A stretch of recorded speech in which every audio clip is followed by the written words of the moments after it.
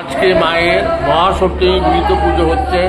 এখন বলিদান হবে, তারপর পুষ্পাঞ্জলি হবে, 12টায় স্বামী চান্দ ব্যঞ্জনাদি ভোগ হবে, বিকেলবেলা মার আরতি হবে, তারপর লুচিপুরি ভোগ হয়ে সপ্তমী গৃহীত পুজো শেষ হয়ে যাবে। সপ্তমী কটা থেকে লেগেছে?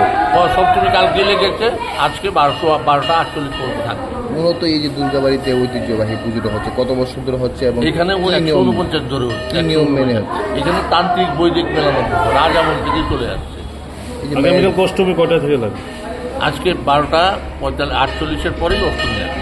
অষ্টমী আছে কালকে 1:44 হবে। দুর্গাবাড়িতে মায়ের যে দুহাত, এটার তথ্যটা কি রয়েছে? এখানে মা দ্বিভুজা না, দশভুজাই মা। পেছনে লুক্কায়িত অষ্টভুজা আর সামনে দ্বিভুজা।